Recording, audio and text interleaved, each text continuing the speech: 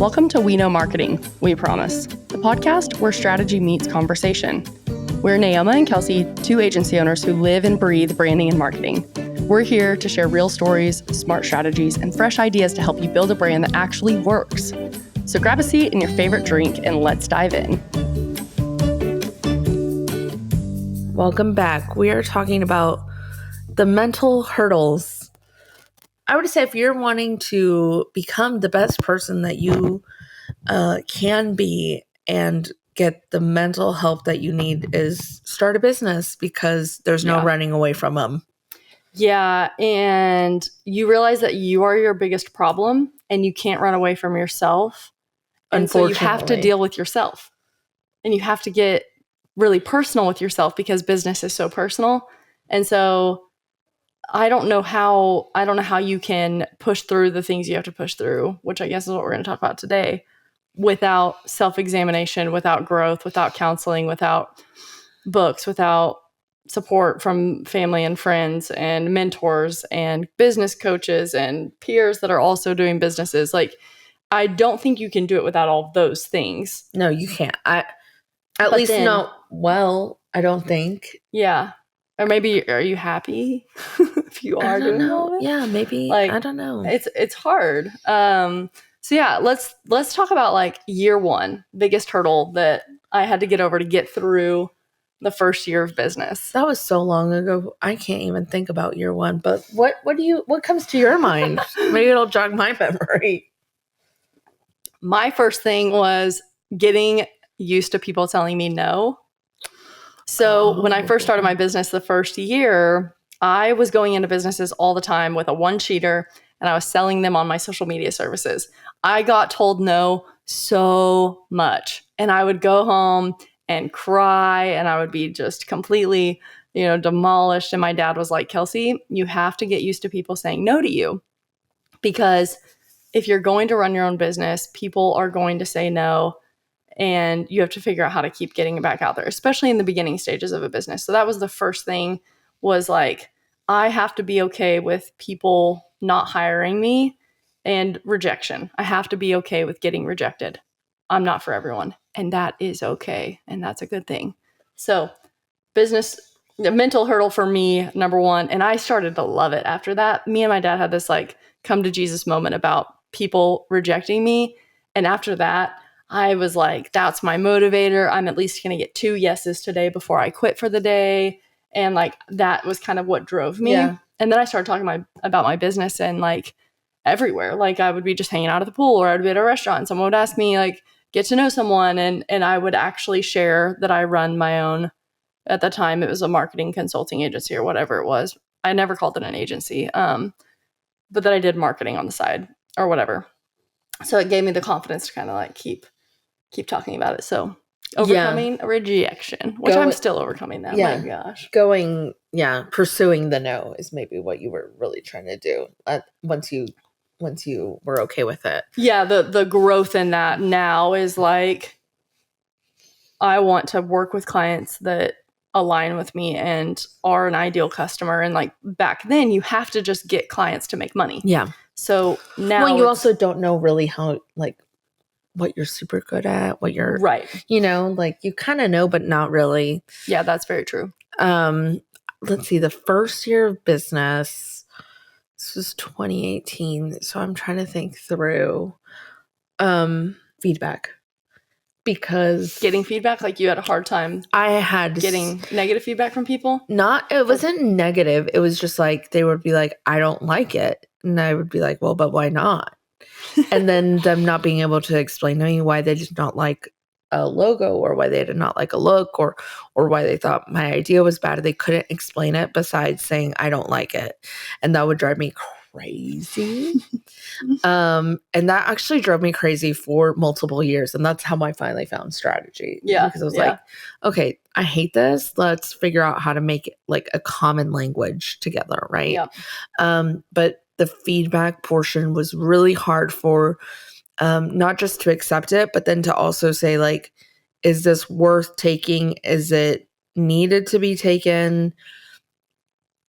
Being able to discern when it was good feedback versus not good feedback. Yeah. That's And then when it was like, this is really bad feedback, but there's like it's because I was not solving a problem underneath that I didn't know. right. And then they're not really seeing the value in it because you're not really solving a problem. So you're not helping them get out of the pain that they're in. And everyone has pain. So it's like you probably just didn't know what pain they were in. Yeah. Yeah. So feedback. That led me to ask better questions. Yeah. Yeah. That led you to strategy, which that's basically how I got to strategy too, is like I was so tired of like just posting to post content, and then like sometimes they'd like it, sometimes they wouldn't like it, and then it'd be like, can you just take this down? I don't even like it. And oh man, it was just like this rap. It was just, I was all over the place. Now, do you want to do like year 5? Let's do year 5. That's good. Oh, year 5. That's a little bit more recent. Mental hurdle. I think year 5 is when I had to I was really starting to look at money and like my relationship with money and the mental hurdle around that. And that's something I'm still working through. Yeah. But I was going by, there's money in the bank, so we're good. And right at year 4, there was a point where we were not good. Like I probably had like $200 in the bank account total. Yeah. And I was like, okay, I've made bad decisions and I don't know what decisions I've made that are bad that have led to this situation. And it's either spending, investing, investing in the business, or I'm not charging enough. Yeah. One of those things, like things are not adding up. So having that shocking realization led me to better understand finances. Am I really pricing myself? Really creating some structure to give me freedom of, okay, what is my close rate? What is my profit rate? What are these hard questions that you, in the beginning, you kind of like are like, no, don't look at it and just charge money. And then I was like, okay, no, but now there's like bigger money at play and I need to figure this out. I need to be real honest with myself and know like, this is not what I'm good at. I need to sit down and be okay with that. The money mindset and the money scarcity and understanding finances and not being scared of finances is so big. And I mean, especially like I come from a very poor background. Like, so it was like even more ingrained with me to like not have money. I started doing money mindset things of like learning that like I myself was scaring money away from myself because I kept thinking that I was not worth it, that this was all just like a big hoax. Like then it gets into imposter syndrome and all that. But I had to kind of really confront myself about that. Money is a very difficult thing for me. Mostly just the tracking and the addition and subtraction, like taxes. Like I don't know why. Very hard for me. So I'm like projecting. We're not money people. No. We're not money people. No, but I mean, but you can give us money. But oh my gosh, the projections that I was putting together and like, it came over to your house and I was like, okay, this is like where I want to go. And this is how I see this playing out. And here's OpEx and here's how much we would need to have this many team members and all of that. Like, it was probably the first time I actually really allowed myself to like go into the details of things and really see it, which was so... Was it very scary at first? Very. But then did you feel so empowered afterwards? Yes. Yes. And I'm like, why did I not do this from the get-go? Yeah. I did that in year 4-ish, 4 or 5-ish. And then I had those systems in place. But then I fell off the bandwagon. Like I had the same thing this year. I'm like, why am I bleeding this money into like this is ridiculous? But I had a better head for it this year where it didn't let me spiral. Yeah, exactly. Because there had been growth that had taken place between then and now. But those patterns don't just go away. Like even if you deal with them one time, like they do, they just keep coming back up. And it's a constant battle with yourself. Oh, absolutely. Yeah, absolutely. Year 5 for me would have been Kelsie Downs Consulting, started in 2016. So that would have been 2021. At that point, I was overcoming a lot of lack of confidence. So I was really learning who I was and the gifts and the talents that I've been given and how how those are actually impacting people for good. And I was like, what? Like my life can do good and affect people in a good way. And I started to get into processes, and I really started to love business and put together like my first pricing calculator and built out our project management system. And at this time I had one employee, and we were able to organize everything so that all the client boards were in one spot and we're not operating out of emails and just Drive. It was like, no, we have a project management system, and we were able to take on double, triple the amount of clients because there was somewhere where everything was being organized. And so that was a pivotal moment for me in 2021, because it was like I basically had been like on the floor with confidence, and then was able to actually stand up and like stand really strong and tall and know my worth and know the calling that I have to this business. And it's like, you don't just fall into these things. You're in this for a reason, and it's not by accident. And it's not just a job. Like, this is what I am meant to do. And the people that I'm encountering, I also have a purpose, towards them. At that point, I was like, I'm going to run an agency. And so that was a huge pivotal moment for me. But that was like fresh out of a divorce. At that point, I had Esther, and she wasn't even 2 yet. I, had to sell my house that we had bought when we were married. I'm living in a rent house that my dad owns, just down in the dumps with my confidence of like, I'm a failure in all of these different ways. But I think my business made me address all of those things, because I almost shut it down in 2021 too. And so it was like, no, I'm not a failure, and I've made mistakes, but that does not define me. One of the biggest things for me was Esther. Like, I've got to make money so that I can take care of my daughter, and I want to give her a really great life. Yeah. And I am fully capable of doing that as a single mom. And so what does that look like? And God, what do you have for me there? And so that was kind of what I just came to a pivotal moment of like, I'm either going to die on the ground because I'm sick of being on the ground down here, or I'm going to rise up and like do something. And I got up and changed everything. And at that point I was like, I'm going to rebrand. We're going to be an agency. I started telling people I was a strategist. I started telling people that we were an agency. Like, I didn't even have the confidence to state that I was an agency. And I wouldn't call myself a CEO, or I wouldn't call myself an owner. Like, it was so weird. Like, my confidence, I mean, that's like, hello, reoccurring pattern. Yeah. I think your own brain is your biggest enemy. Yeah. That's why there's so much of this that's mental. Like, I'm so glad that the question was asked, like, mental barriers, because it's like, it is. Because I think the most frustrating thing, I think there's two. One is, you can do it. Yeah. And you don't know how. Or you're too scared to think that you can do it. Yeah. Because your brain is like just trying to protect you and do the safe route. They're saying and there's nothing about business and entrepreneurship that is safe. It's all, there's so much risk. There's so much risk. And I also think, as the business owner and the CEO, like, your main job is to hold the risk and like also shield your team from the risk. Yeah, absolutely. There, like, that mental baggage is very heavy, and it's just such a bitch.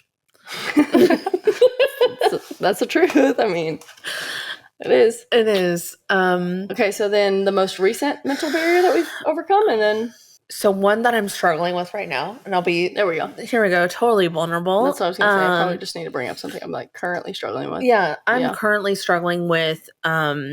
So we're starting to pivot Nuevo, and because we're getting asked for more and more strategy and less design, so we're starting to, like, the weight is shifting, and that is more on my plate than my team's plate.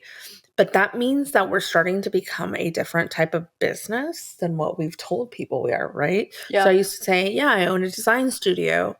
Well, that's not fully true now. Yeah. I own a brand consulting firm, and that does design. That's right. But the brand strategy consulting is the biggest part. And so right now, I am struggling with being okay with that and stepping into that fully. Yeah. Because you're already doing that. But you've already stepped into that fully. You just haven't positioned yourself with your own words that way. Yes. Yes. And I've also just been struggling with that Yeah. identity crisis, which is really hilarious with like the work that I do, right? It's so meta.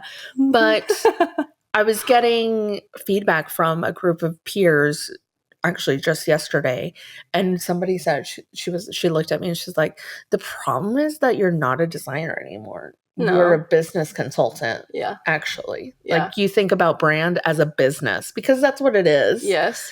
And she's like, and nobody else really thinks about it like that. And that's why you're frustrated with everybody around you that says that they do what you do and they don't. Yeah. Which is true. And so when I've looked up what a brand consulting agency is, the only ones I find are in LA and New York. Yeah. And so for me, it's hard to say, okay, that is what we are, but we're in Oklahoma City and we're based in Oklahoma City. Yeah. And how am I? It's just this new glass ceiling that I have to break through mentally to own it, accept it, and just walk into it and say it with confidence. And what's the biggest thing between like the LA, New York, and Oklahoma City piece? Is like, this is too small of a market? Is it it's the OKC is a smaller market than those two. Well, obviously, right? Yeah. Obviously. But also like small markets win championships. I mean, they do. The educational hurdle that I'm going to have to like go through of explaining what it is that I do. I already do that, but I feel like there's more to that, and like the price and the value that come with it is not, I feel like all of that's going to have to go up. Yeah. Yeah. And so I'm kind of excited to be kind of like a pioneer in this industry here in OKC. Not that I'm inventing things from nothing, but definitely leading the way. And like, this is how we should be thinking about branding. And it's not just your logo. Yeah, no, absolutely. Yeah. And I think previously you've lumped yourself in with other design studios, and it's like, that's clearly not what you're doing. And people will throw brand strategy on top of, a brand guide or whatever they've done and call it what they want to call it. But what you've discovered and what your frustrations have been with the local market is that no one's being strategic. And that's been my frustration with the social media space, and even honestly, advertising agencies in general are not utilizing strategy the way that they should be. And we've gotten really lazy with strategy because it really is the hard work. Yes. And it takes time, and it takes like being patient and like that setup time period that just is what it is.